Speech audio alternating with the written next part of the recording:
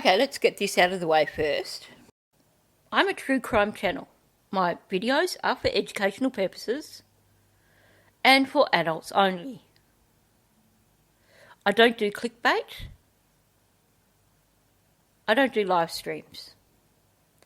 My videos are pre-recorded videos where I talk about current cases.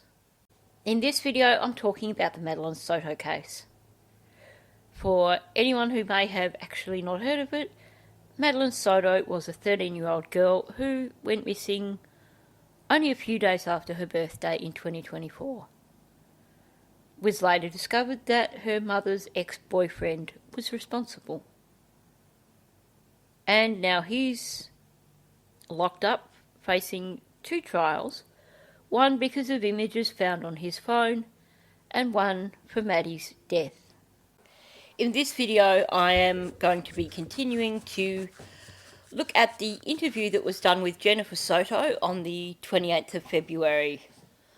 This was done concurrently with the interview that was done with Sterns, where he ended up being arrested. Now, just a quick explanation of the noises that you will hear in the background today.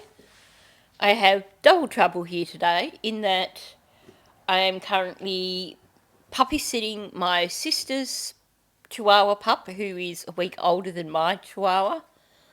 So you will probably hear a little bit of puppy craziness in the background at various times throughout this video.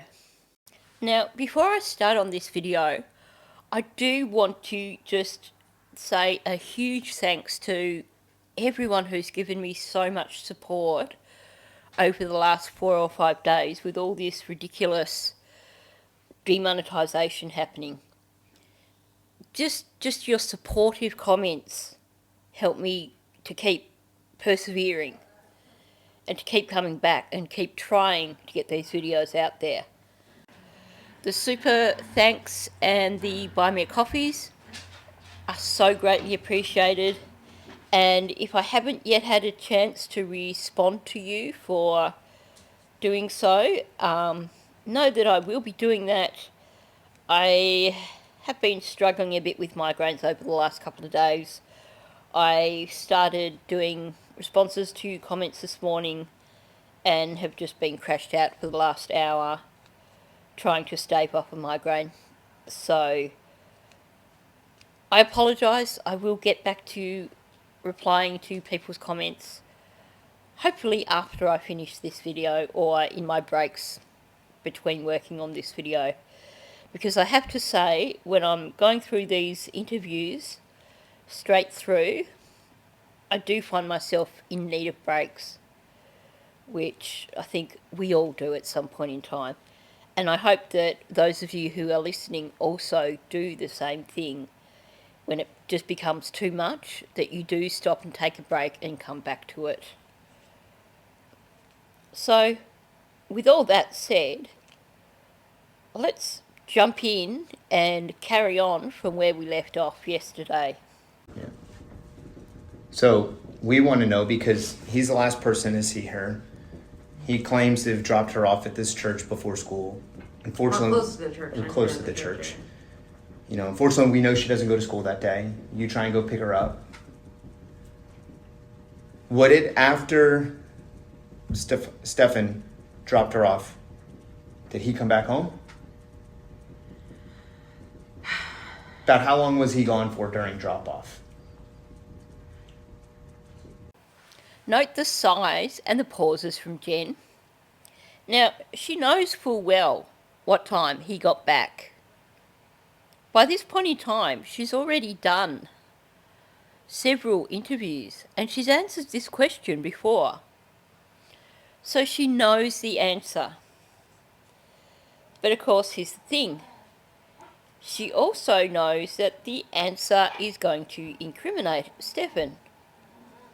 Because essentially, she's going to be saying that he was gone from the house for 3 hours, essentially, if we go with him leaving at around 7:30, which we know is the actual time, but of course, her and Stephen have both given different times.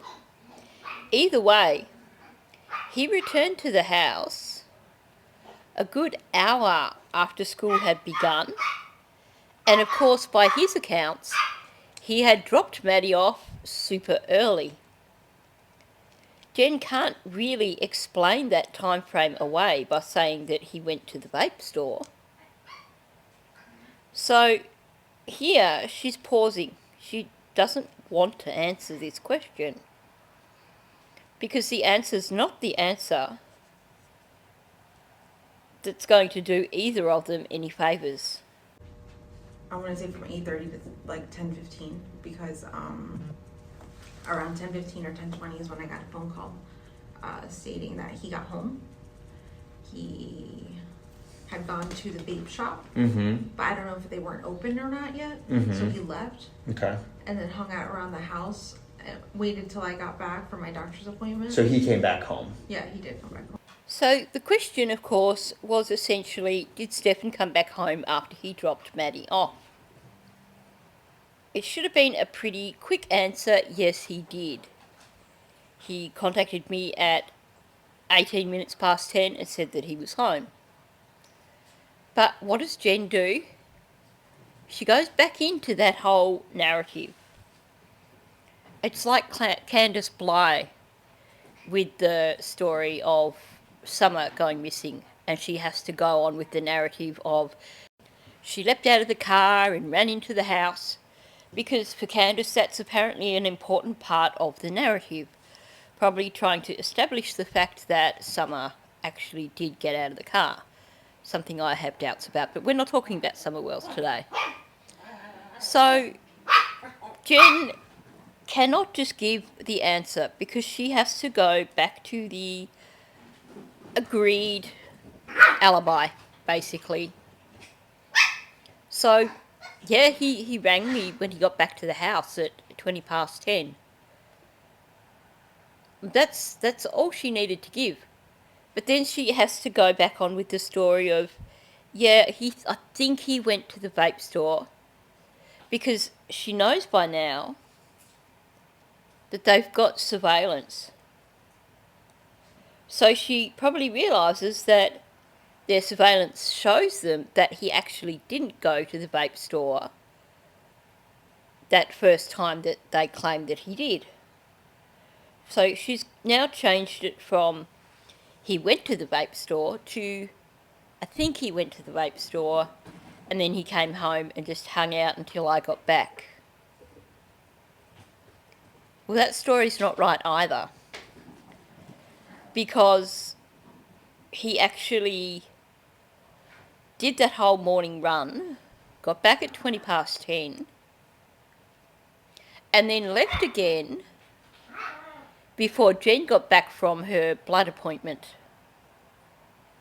For some reason, while Stephen sort of almost got that right in his concurrent interview with this one, Jenn is still sticking with them both being at the house together, him being there when she got home. Okay. He grabbed his phone and called me from the house at that point. He had let me know that he accidentally left his phone. He was waiting for the vape store to open, but they never opened, or something like that. And then he went back home just to give it time, and then he went back out later. Okay. So from 8:30 to 10:15, that's when he's saying the vape shop was closed and he came back home? I think so. Something. I mean, I know he was killing time. He does this. He'll just like to aimlessly drive around to kill time. I believe him when he says that he was killing time. So what's going on here is a definite change in the narrative based on Stephen's interview with Tagler from the day before.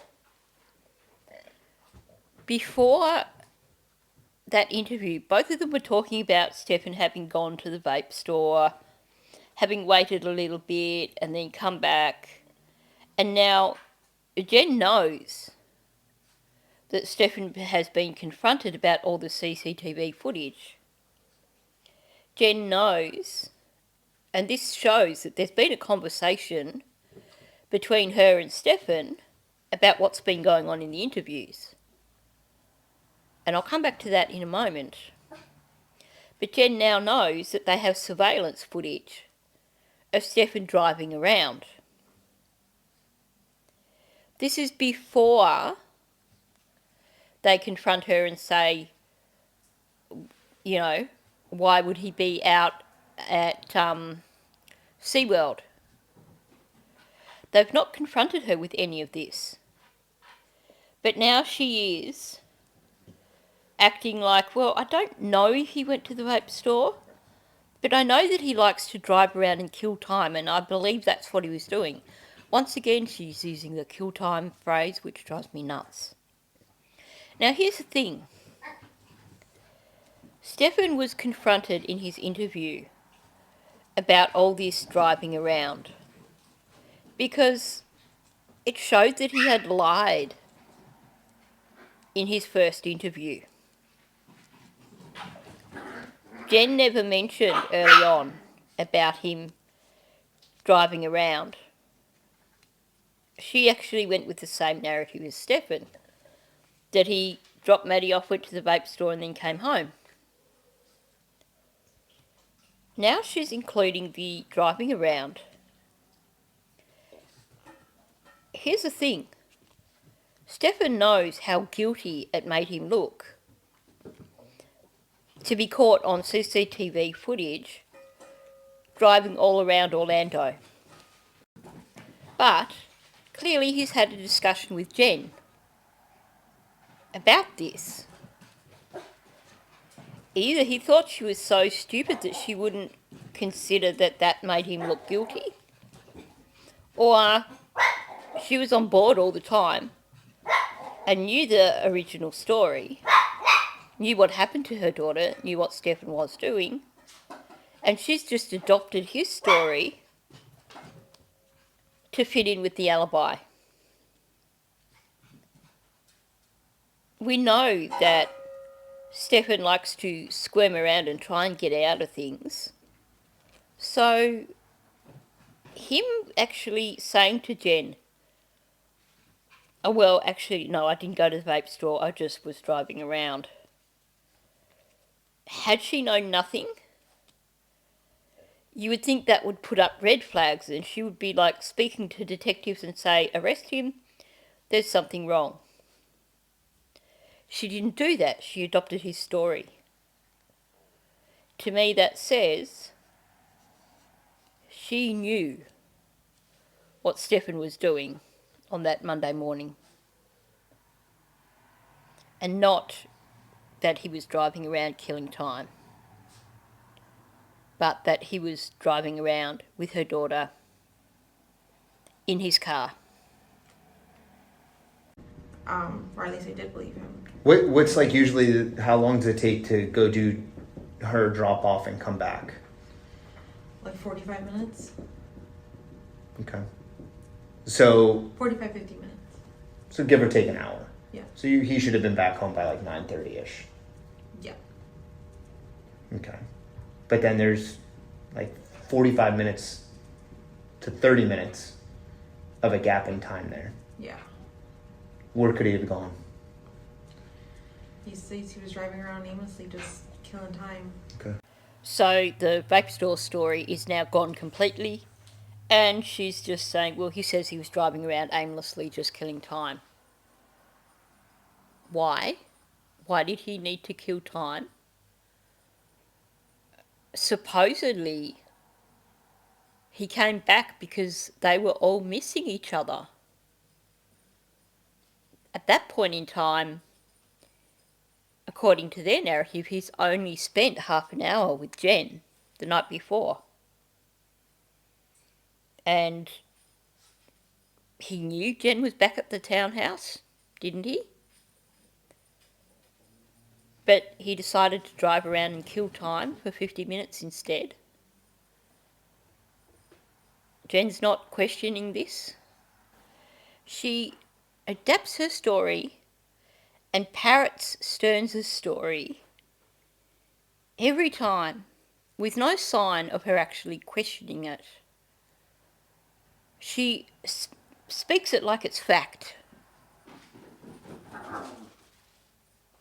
She doesn't say, he told me this and I think it sounds odd because, like, he only had enough fuel in his car to come here and then go back to his parents' place, supposedly. She doesn't say, well, we couldn't really afford the hotel, but he's just spent an hour driving around in a gas guzzler. Doesn't question any of these things. So then he comes home, let's just say around 10:15 is what you're saying. What time did you get home from your doctor's appointment?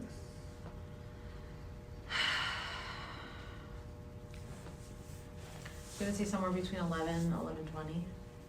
And then did he leave again? Yes. How do you know he was home? Because you got the call. Because I got the call and I think I saw him when I got home. I think she's being far more cautious in this interview. Definitely non-committal.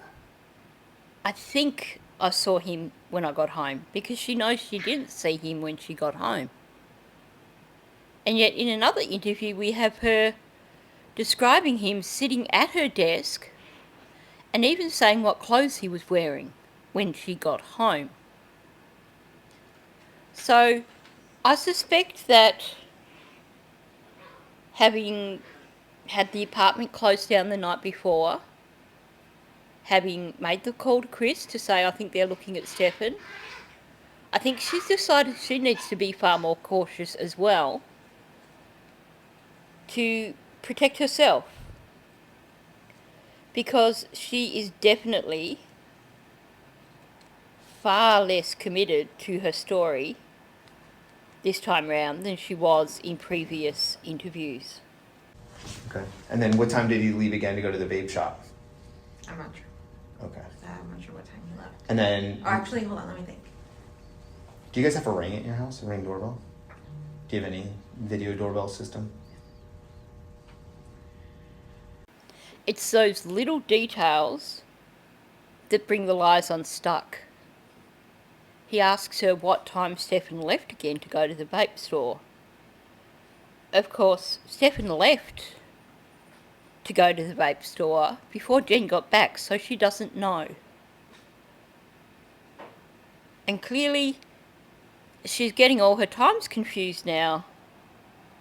When you lie, it's hard to remember what times you've just told the detectives. So she can't come up with the time on the spot there, so now she's like, I don't know. And she's actually being truthful here. She doesn't know. What she's not being truthful about is that she doesn't know because she wasn't there. Do you have any cameras in the house? No. I'm gonna say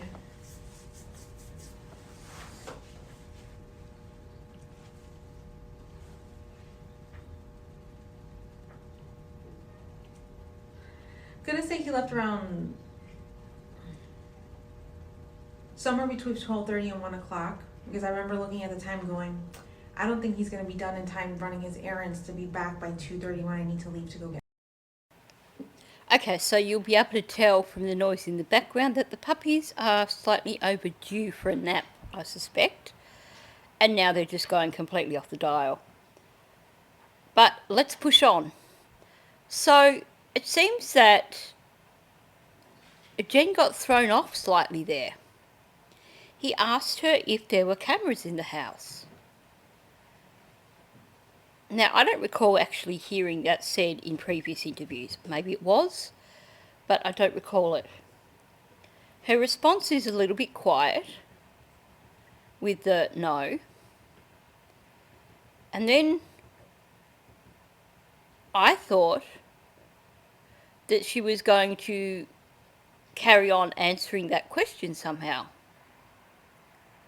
But she looped back to talking about Stephen. Now, the original question had been what time he left to go back to the vape store.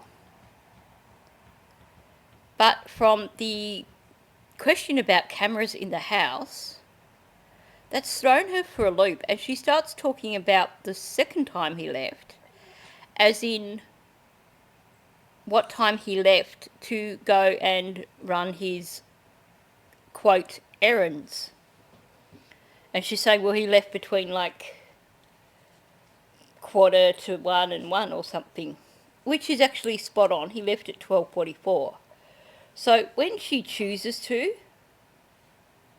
she can tell the truth. But I find it very interesting that the question about cameras in the house does seem to have thrown her off. And she's all of a sudden got herself confused and spoken about the second time that he left the house. And she was very quick to brush off this question of cameras in the house. Now, this is just speculation, but we know that one of the flatmates was talking about him doing stuff with power tools at some point in time during the day. And some sort of coded conversation between him and Jenn, him like, well, you know, I was doing that project that I told you about, or something like that. The way the flatmate told it made it sound like it was some sort of coded thing that they were talking about. And a lot of people have speculated that maybe he did have cameras set up in the townhouse somewhere and he was dismantling them. Now, it could just be that Jen's answer to are there cameras in the house, the no, was just like a matter-of-fact no. But at the same time, wouldn't you question, why would we have cameras in the house? It's an odd question to be asked out of the blue. And yet she just deflected it and then went on and changed the topic completely. So I'm not sure which way I lean with that, whether it was just her not really acknowledging the question that much and therefore not really giving it much thought and just going no, and then going on with maybe she was still processing the earlier question about when he left to go back to the vape store and she's got herself in a muddle. Or maybe it is an attempt to deflect from the question about cameras in the house. You could see it either way. Okay. And he said he ran his errands. He stopped at a few comic shops or game stores or something like that. Then he got a flat tire somewhere on 182. He doesn't remember exactly where. I remember him telling me he hurt himself. And then we have Jenn going into that sing-song tone where she's basically just parroting Stephen's story. No editorialising or anything, she's just basically parroting his story. Which I find interesting because the times when she's parroting like that, I believe are the times when their stories have been worked out together. Because generally, when someone is conveying events, even if they have been told to them by someone, they're still going to tell them their own way. But she doesn't. Up until when she talks about the injured hand. With that, she's like, I remember him telling me he hurt himself. Until that point, it was just basically saying, he did this, he did this, he did this. At the end of the day, though, she is definitely just parroting Stephen's story. Changing the spare tire. How did he hurt himself? Something slipped while he was doing something with what's the crank that pops up that brings the lift or yeah you know what I'm talking about. The jack. Something slipped and his finger got caught between the frame and the jack, I think. So Okay. he had to pull out his finger. So I know he's got a band-aid on his finger right now because of that. Honestly, how can you repeat that story without seeing the absurdity of what you are saying. Now, just out of curiosity, I decided to look up the weight of that model of Lincoln. And I've been estimating it to weigh about a tonne, which in metric terms is about 1,000 kilograms. I was wrong. It actually weighs 1.5 times that. So that particular Lincoln weighs roughly, well, not roughly, precisely 3,598 pounds, or 1,632 kilograms. Now, if you get your thumb caught between the frame of a vehicle that is that weight and the jack, first of all, you're not going to be able to pull it out, for starters. You're going to be pinned there if you don't lose the thumb. But at the very least, even if you manage to pull it out just before the weight finally lands on it, that thumb is going to be crushed. And that is at the very least. Looked like he had a black thumbnail, but that's about it. According to Jen, he was wearing a band-aid for a while. She doesn't see the absurdity of what she's saying. She can't fathom. She can't even figure out that if you get your thumb stuck somewhere where it has 3,598 pounds of weight holding it down, and we're talking metal. I mean, metal is pretty damn solid. It's going to slice right through. And she doesn't question this? Is she really that dumb?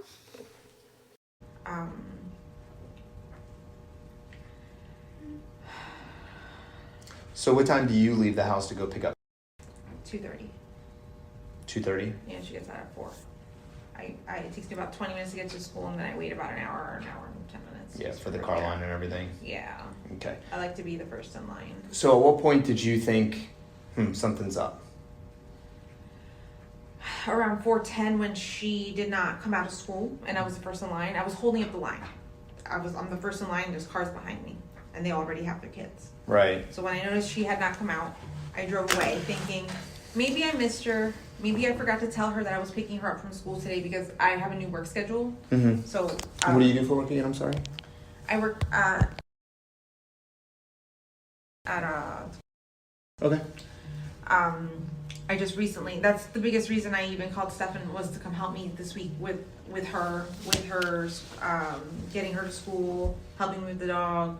That's the whole reason I even called him, was to come help me.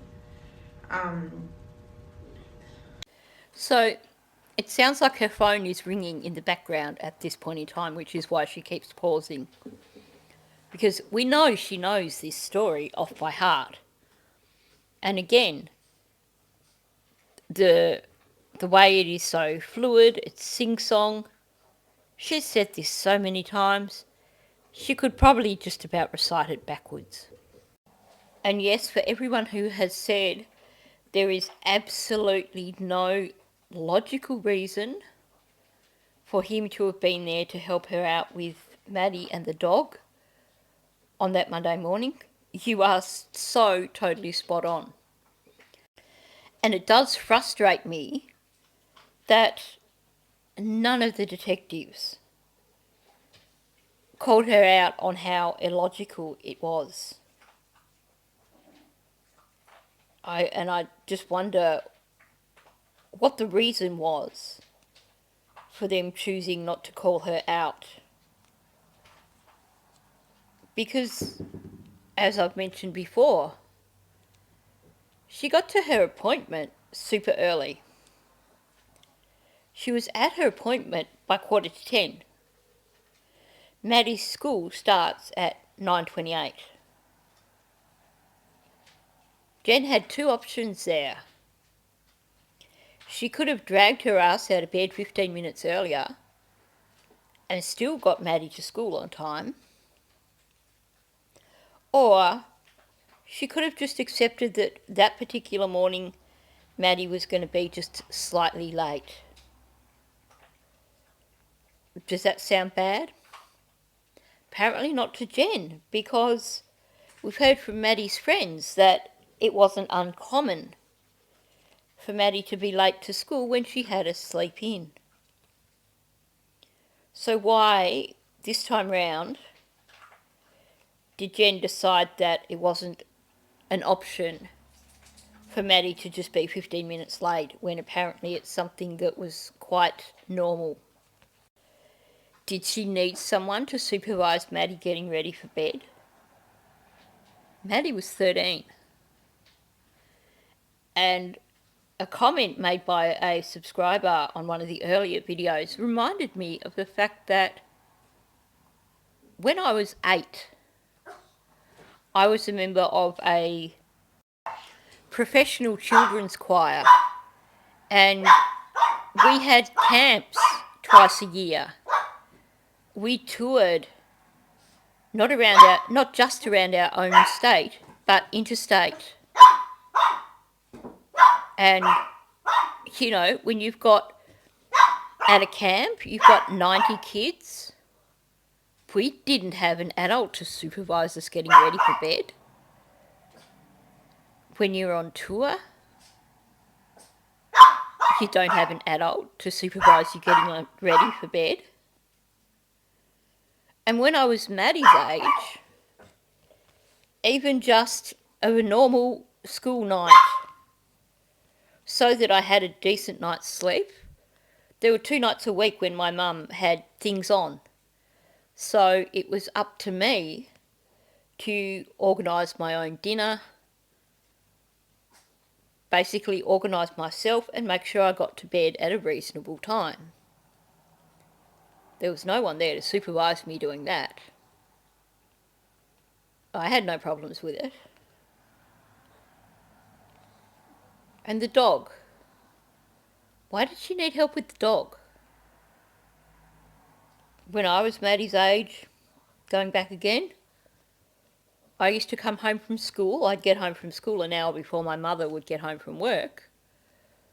I'd come home, I'd get changed, and I'd take my dog out for a walk. Couldn't Maddie have done that? And hang on. When did you have to work again, Jenn? That's right, you didn't have to work again till the Wednesday. You're claiming that you wanted Stephen to come so that you could have more time with Maddie. But you didn't have to work again till the Wednesday. Meaning, had you truly wanted more time with Maddie, you could have actually got up and got out the door with Maddie Monday morning, taken her to school, gone to your appointment, gone home and have your precious nap. And then after you pick up Maddie from school, you would have had all Monday afternoon until Maddie went to bed. You would have had Tuesday morning when you could have driven her to school. All Tuesday afternoon before Maddie went to bed. And then depending on your timetable, you probably could have also driven her to school on Wednesday morning. Meaning that Maddie probably would have had maybe 2 school nights at her grandmother's place. Given that you really didn't seem to give a rat's ass for your daughter, that seems pretty acceptable to me. And what car did he come up in from down there in? In his dad's Cadillac. Okay. All right. So you kind of get some concerns when she's not coming out. She's not coming out, so I drove to my mom's office along the same path she would have walked. I didn't see her. Got to my mom's office. I asked my mom, is she here yet? She goes, no. And I said, oh, maybe I missed her. Maybe Does she still... sometimes walk home from school? Yeah, she does. To my mom's office. Yeah. gotcha. And then you pick her up from there. Yeah. Okay. She didn't make it.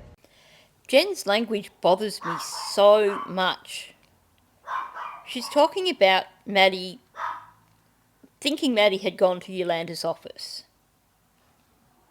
Now, she knows that that never happened. So because of that, I would expect her comments about going to Yolanda's office to have conclusions along the lines of, well, she wasn't there, she hadn't gone there. Not, she didn't make it. When you say someone didn't make it somewhere, well, you know, oh, she left school, but she didn't make it to my mother's office. I don't know where she went in between leaving school and my mother's office. You have a conclusive start point. There is no conclusive start point here. To me, it sounds like guilty leakage. She didn't even make it to school because she didn't make it out of the house alive. So Jen's saying it that way in relation to Yolanda's office. To me, that's a big red flag. So I drove back to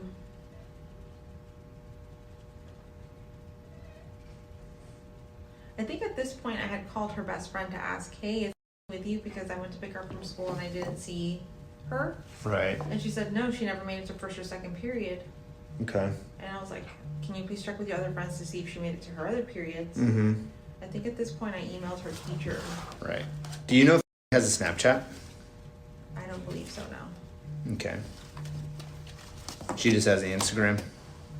Yeah. Okay. So, after you go to your mom's office, you realize she's not there either. Is this when you go home? No, I go back to the school to go. So I drive the path again to see if I missed her, and then I go back to the school to check with school to check their attendance because her friends were telling me she never made it. But when I got to the school was already closed. Mm-hmm. So I drove back. I think at this point I had gotten a response from one of her teachers telling me she never made it to my period, and then he checked the attendance for the rest of the day and she never made it to any of her periods. Gotcha. Okay. This is when I start to panic and freak out because I know something is wrong. So I call.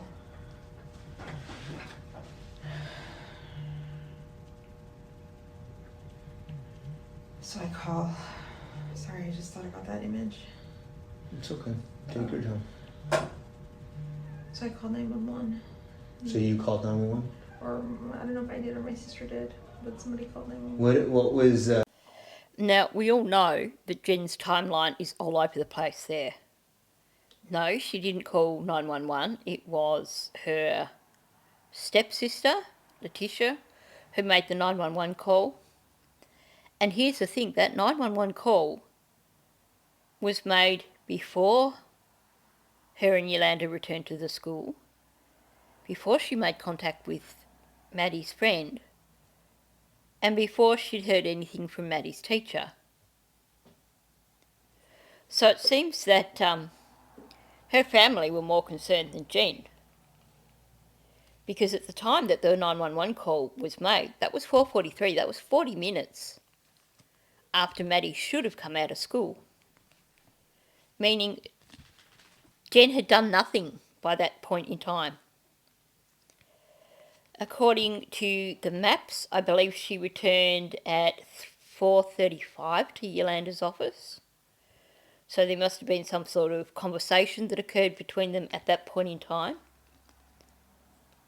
And also, according to the documents, that's when she finally rang Stephen.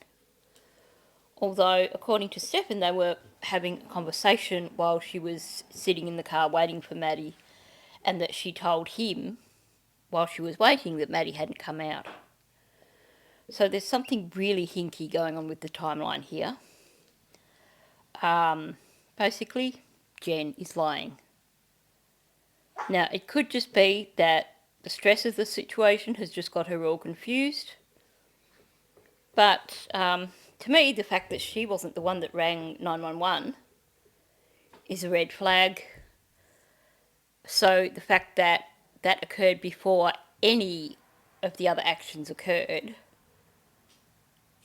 should be something that sticks in her mind. But I guess she doesn't want to admit that she didn't do anything until Letitia rang 911, because that doesn't look good on her part.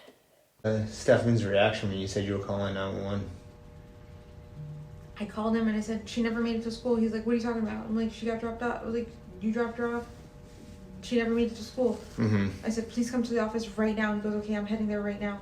So he hauled ass, came to the office. And you're driving your car and he was driving his car? Yeah. Okay. Okay, so in this version of the timeline, she rings him presumably while she's still at the school. So even though she says she was worrying about holding up the car line, she was quite happy to stop and take the time to ring Stephen and say, Maddie's not here, but not happy enough to stop and wait a little bit longer to see if Maddie came out.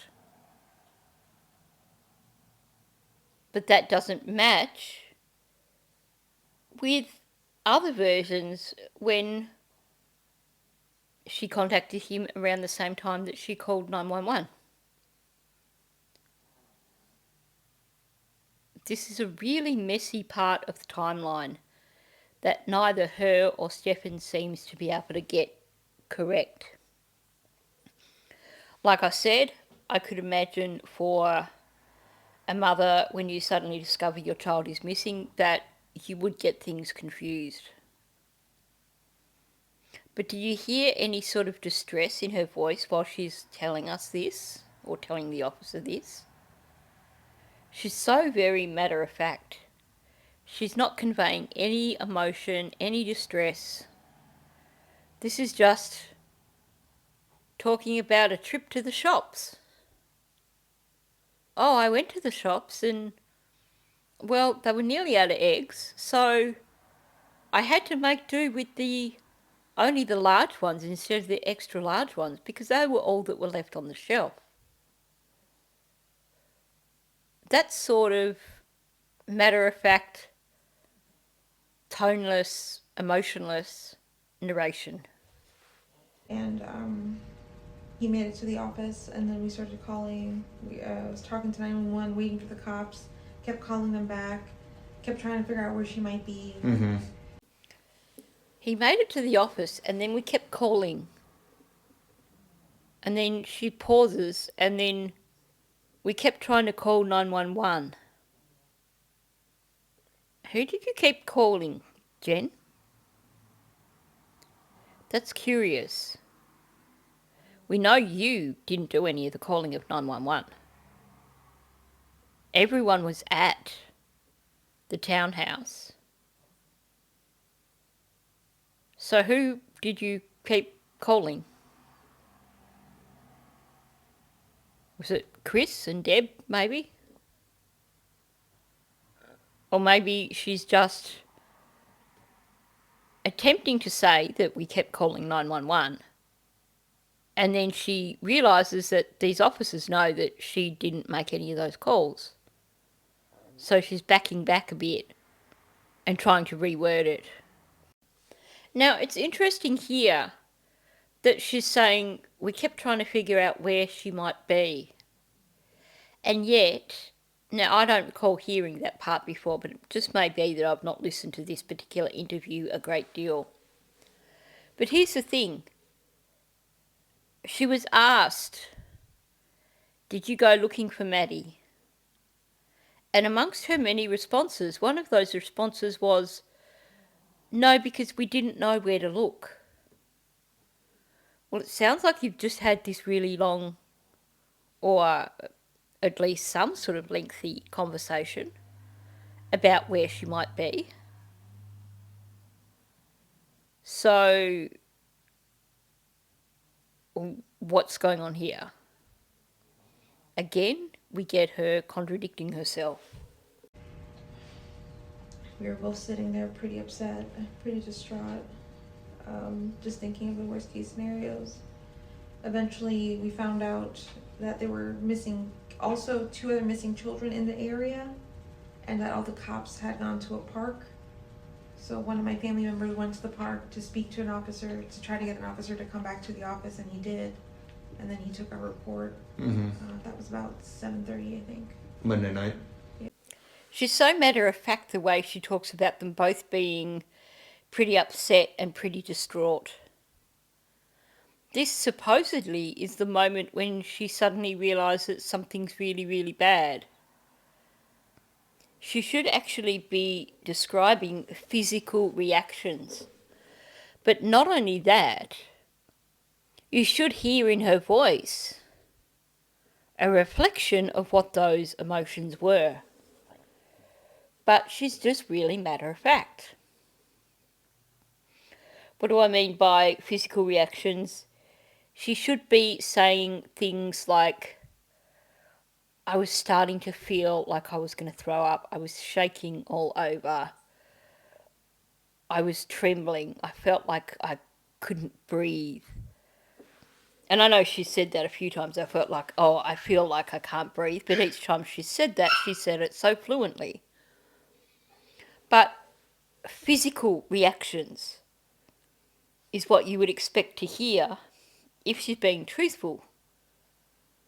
I reckon her and Stephen were putting on an act for her family because it would have looked bad for them to just sit there calmly. But it doesn't sound to me like she was overly distressed. Which again takes me back to thinking that she already knew. Yeah. And what's Stefan's kind of demeanor been since then? He's been absolutely a mess. Do you think he would ever hurt? I don't think he would, no. Okay. Well, we know that he was pretending to be a mess.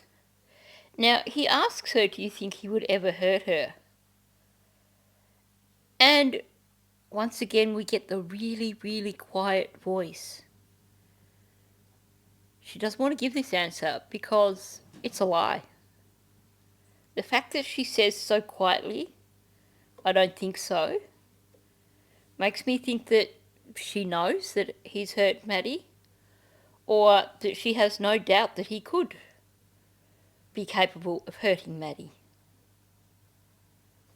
And yet, here she is worrying about Stefan. So she has to say she doesn't think he would hurt her. And of course, note that it's not an emphatic, no way, he would never hurt her. It's just a, I don't think. Usually when you say, I don't think something, that means there is a definite element of doubt. Quite often it means, actually, I do believe that's the case. But you don't want to actually admit to that. Jenn has spoken about how she believes that he's been violent with his parents in the past. So her saying it like this says to me that she either knows or strongly suspects that he definitely is capable of harming Maddie. Like,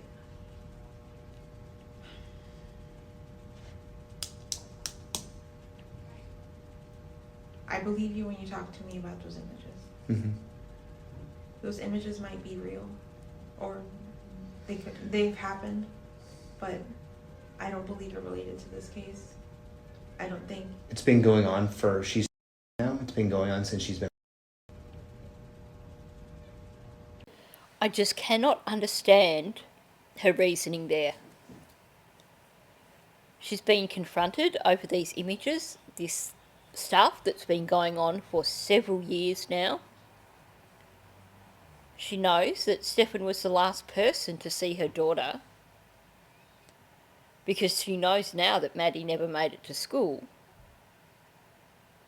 And yet she's still adamant that, I don't believe that they're connected to this case. Don't look at Stefan. I still trust him, even though I've just found out what he's been doing all this time behind my back. Supposedly behind her back. Is she really that delusional? This just is not the reaction that you would expect from a mother. You would suddenly be having a lot of questions to ask.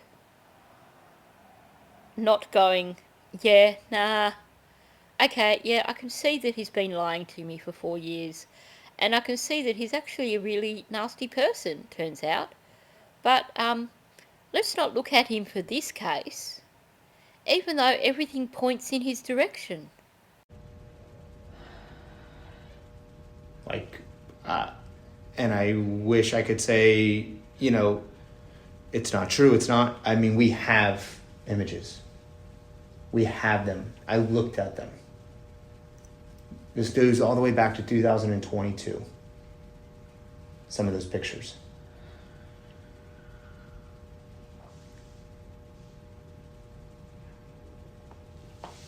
I understand it's a lot to take in right now. I can only imagine what you're going through. But we need to know literally everything. At the end of the day, like I've told you many, many times, the sheriff's office main goal here, we want to find and bring her back home. That's what we want. But we need your help. We can only do so much. You're with her on a daily basis. You understand their relationship. You understand everything. But at the end of the day, we just need to know. This detective is essentially signalling to Jenn that they believe that she knows a heck of a lot more than what she's saying. And yet, what reaction do they get from Jenn? He's just done this long speech. You know everything. You know their relationship. This has been going on. And this time he says for, 2 years, but we know that it was actually longer than that once they actually dug a bit deeper. You would expect a parent to want to give every little skerrick of information that they can come up with, regardless of how relevant it is.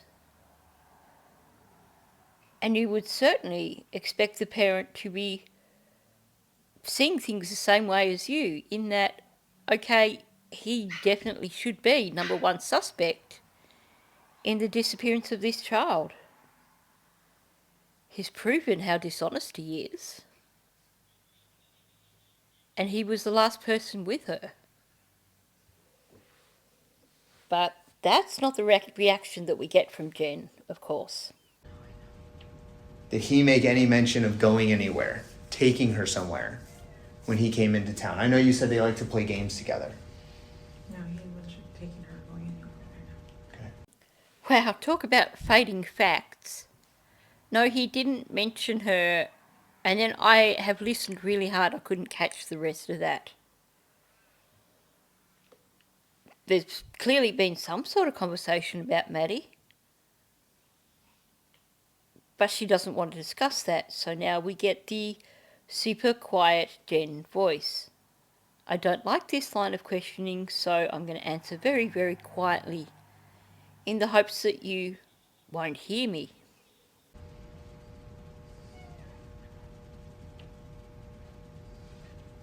And prior to coming up Sunday, when's the last time he's been here? I'm gonna say it's been over a month. Okay. Has she ever made any comments to you about sex or anything like that? Being abused or anything like that? Hold on 1 second. Again, you have this super, super barely audible response, asking if Maddie's made any comments to Jenn about S or being SA'd. And what do you get? You get barely audible answer of no. This goes back to what I was saying yesterday, that I suspect that had Maddie gone to Jenn and said this was happening, that Jenn would have just brushed it off. because to her, Stephen came first.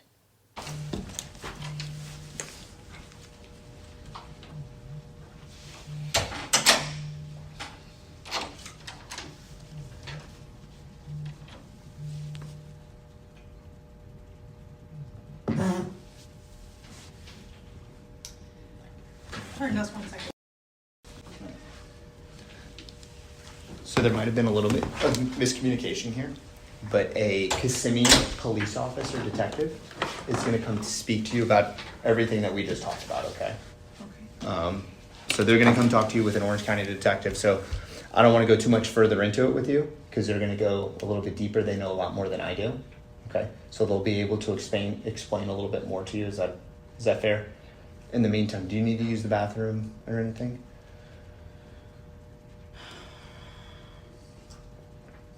I don't know. It's okay. Take your time. Do you need any more water? Okay.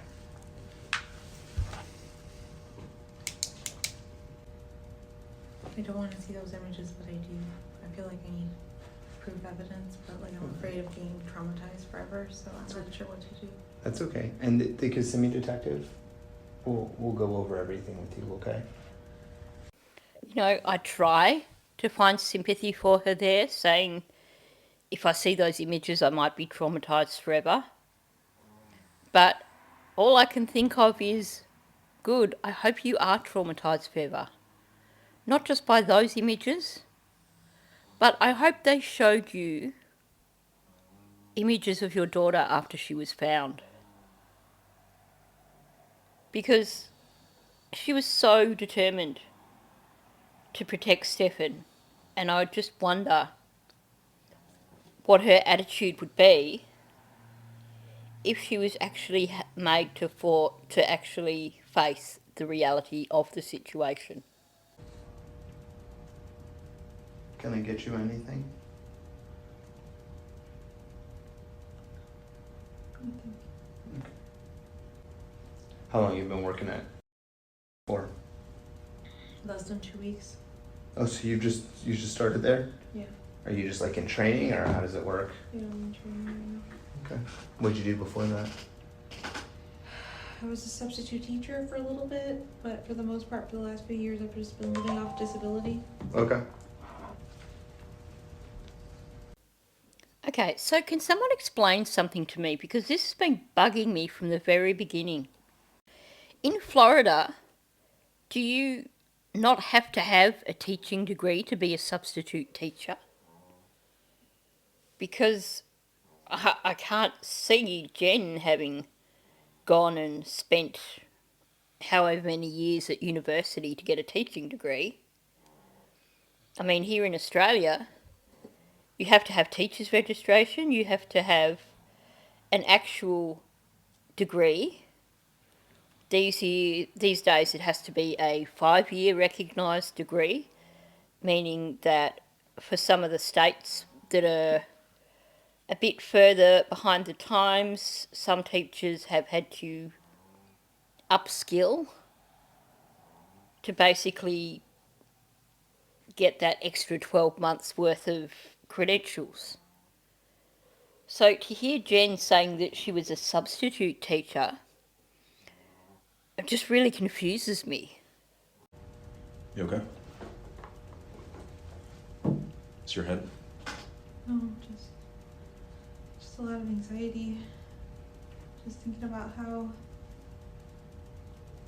he didn't know, how he didn't see anything.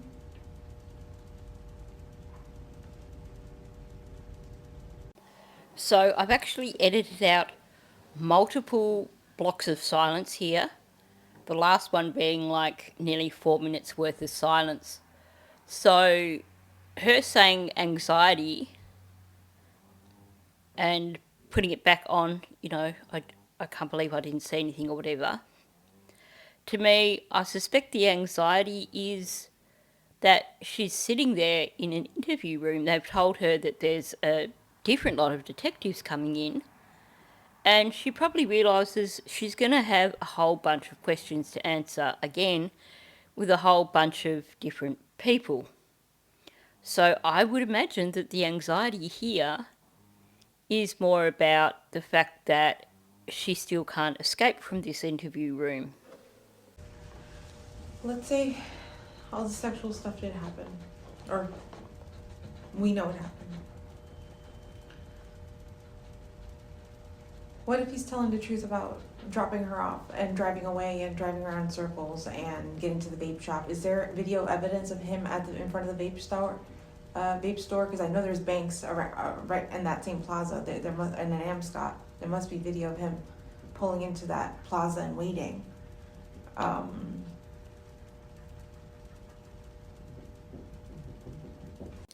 So she's had probably around 10 minutes in her own mind here.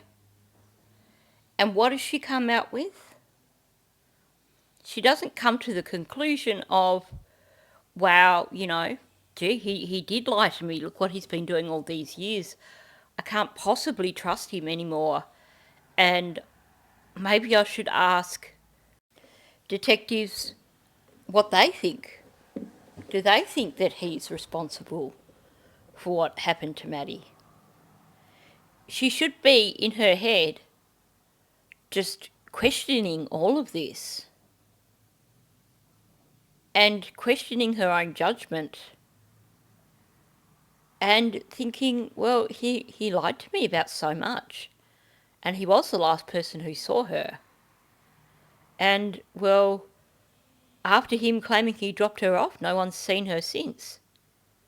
How do I know that he dropped her off? All these questions. But no. She wants to know if they've checked out his alibi. Well, did you go and check camera footage for the vape store to see if he was waiting there? Now, there'll be no camera footage for the first trip because that didn't happen. After he supposedly dropped Maddie off, he just kept driving around. Of course, he didn't drop Maddie off. But essentially, he just spent the morning driving around, aside from when he drove into the parking garage and moved Maddie into the trunk of his car. So there won't be any footage of him at that vape store before that time. The only footage they have is, of course, when he went later on in the day. But her concern isn't about Maddie here, it's about Stephen. She wants them to check out his alibi because she's so confident. And it's interesting because of all the stories that the pair of them gave, the multiple places that he went in the afternoon, this vape store seems to be something that they've both latched onto as their alibi. After all, when she first spoke about it, she says, do you want the name of the vape store so you can check? Almost like, okay, well, let's create this alibi. We know there's going to be camera footage here, so we'll do this, and then they can check and they can see that you didn't have Maddie at that point in time. The woman makes me sick. She really does. What do you mean? What's your question?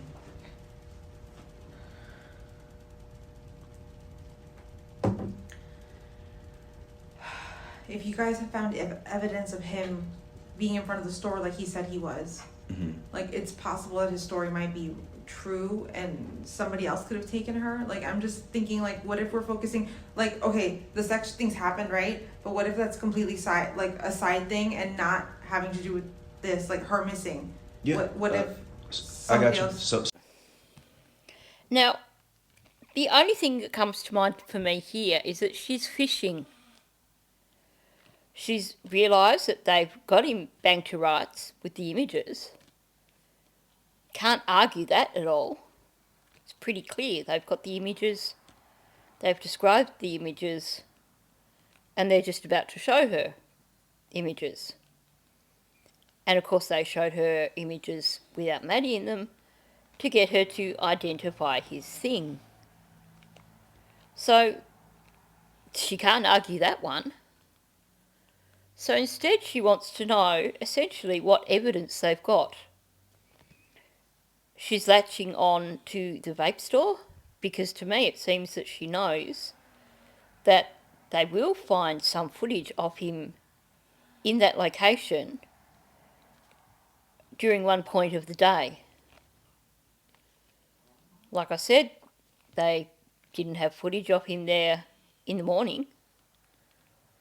Not the first time that he claimed to have been there, but definitely the time after he left the townhouse and went there. They have footage, they have the transaction record also. And I guess she knows that. And she's counting on them going, okay, well, oh, look, he told the truth about this, so he couldn't possibly have done all the other stuff. Well, it doesn't work that way, Jen. You're talking about 10 minutes out of an entire morning. So, just like Detective Khalees explained, that's why the Kissimmee detective and the Orange County detective are going to come and talk to you about it. Obviously, it's two different things that we're talking about, but they may be tied together. They may not. We're not sure. But that's why we want to talk to you and get as much information as possible.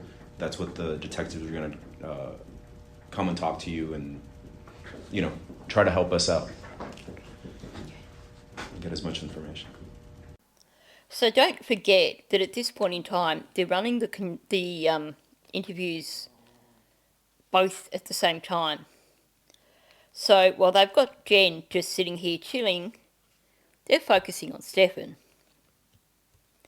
And of course, based on what they learned from Stephen, they're going to come back to Jen with some more questions. The way this detective is fielding it, I like it. He's basically going to let her stew for a while. I'm sure that he has answers to some of the questions that she would like answered, but they've handed it over. He's going to let her stew. And I can't help wondering too if, because of the phone ringing constantly, if maybe they're expecting to actually have on a recording her talking on the phone to a family member. Or Chris, whoever it was that was calling. Am I allowed to talk to my sister right now? Right now, just hang on for right now, until after they're done.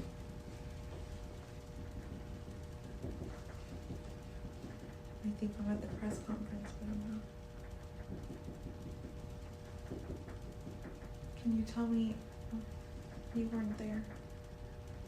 I just want to know what was said at the press conference. What did I miss? They'll let you know. Okay, I had actually forgotten about that bit where she admits that her sister had been calling her and that she realised that they probably wanted to ask her about why she wasn't at the press conference. And of course now she's concerned because she wants to know if there's information that was given at the press conference that she doesn't have. Meaning, she probably wants to know if Stephen's being charged with anything. What are you worried about that you missed? Nothing, just if there's a new piece of information that I haven't heard or something. But I know you guys are keeping me in the loop as well. Mm-hmm.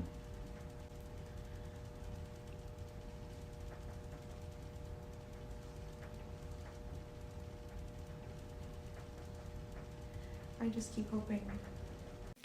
Okay, so that's got to be the first time I've heard her say anything in this interview that sounds like what you would expect to hear from a mother. I just keep hoping. That is, if she is talking about Maddie. She could actually just be hoping that Stephen will be set free and that he's got nothing to do with Maddie's disappearance.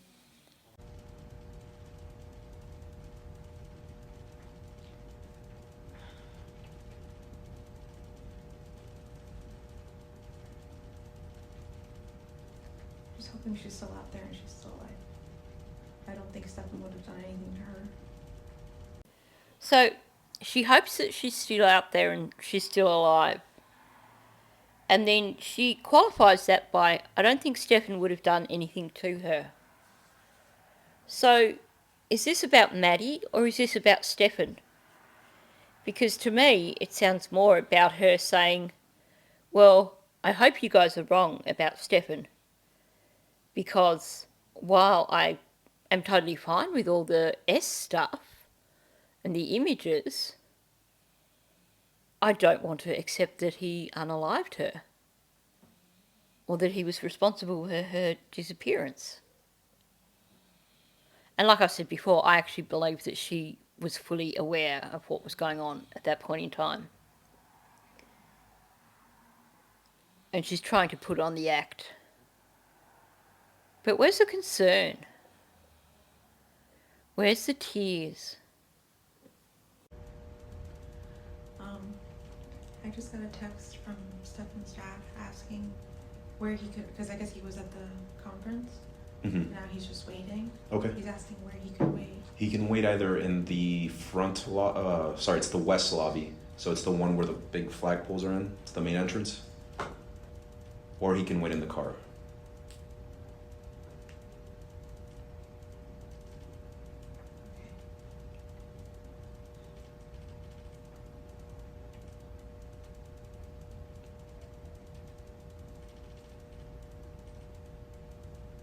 In the west lobby, the main entrance with all the flags. Yeah.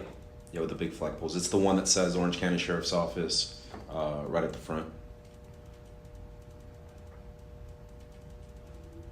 It's on the easiest way to find it, it's on the Colonial Drive side.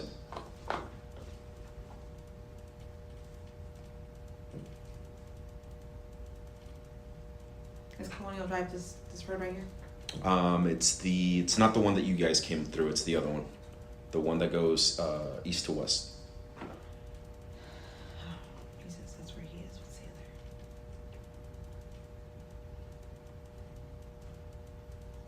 So I figured that I'll make this a shorter video today because this is where you get the changeover, and now you have Detective Mark who comes in and takes over talking with Jenn.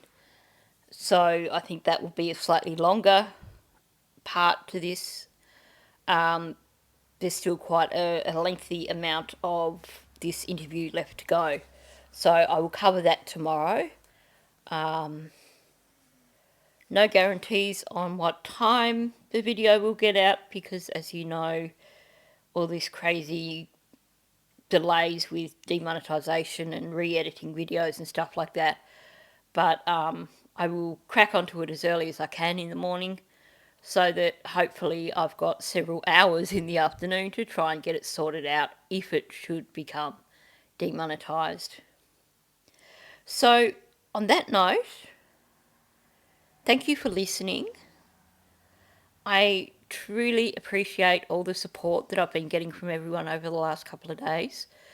I can't even begin to say how much it's meant to me to have the support from so many subscribers and members while I've been going through all this annoying demonetization stuff. It's because of you guys that I can keep going. So on that note, if you are new to my channel, please subscribe. Also, please hit the like button and leave a comment below. Let me know your thoughts thus far on this video or this interview. So thank you, and I'll catch you in the next one. I've been to wonder